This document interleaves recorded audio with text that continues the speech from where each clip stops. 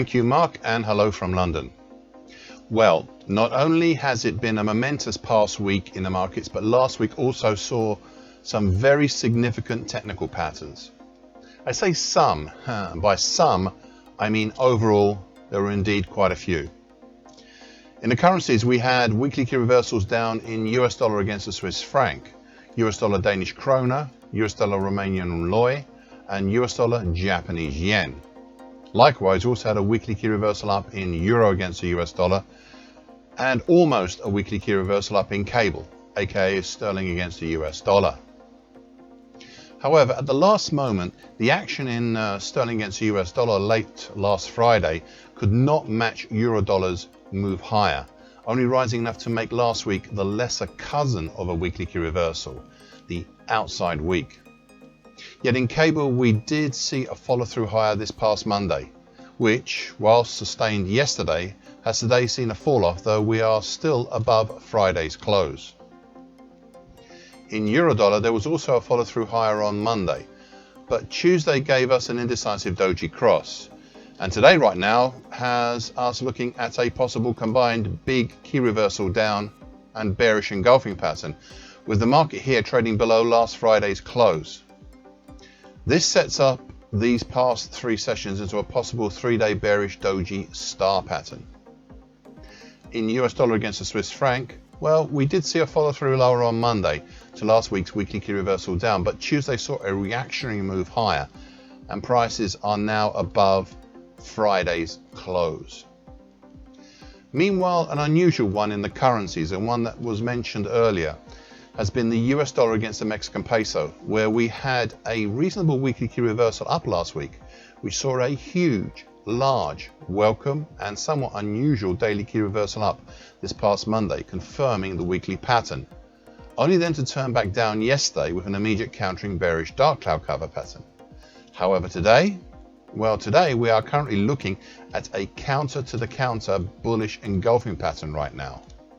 All this is indicative of heavy duty indecision right now, and it is not far away from making, with only 2 weeks of March gone by, of making March a possible monthly key reversal, though we would need to peak over 1928.60 to make that happen, which is not that hard a thing to do in the current circumstances.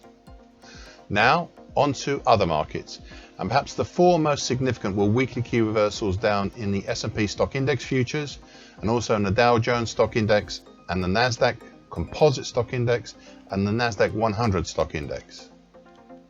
In the S&P futures, we had a follow-on lower on Monday, but all that was countermanded on Tuesday with a strong recovery that closed at last Friday's levels. Yet today, all that recovery is seemingly being undone, where it looks like an immediate countering bearish engulfing pattern. Interestingly, the NASDAQ composite and the NASDAQ 100 indexes each had a more immediate reactionary move up, whilst the Dow Jones index saw a move lower on Monday, but ended as indecision, with an indecisive doji cross that day followed by yesterday's move higher. Interestingly, the Shanghai Composite Stock Index also had a weekly key reversal down, but in this case it was an immediate countering weekly key reversal down.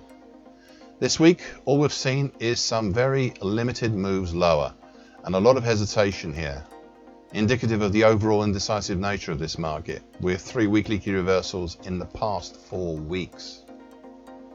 There is one other financial I'd like to discuss before going on to the commodities, and that was a weekly key reversal up in the Japanese Osaka JGB futures.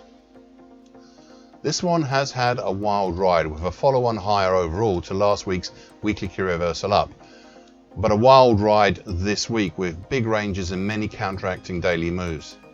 I think we'll have to let the smoke clear from this one to finally see where we're at. On to the commodities.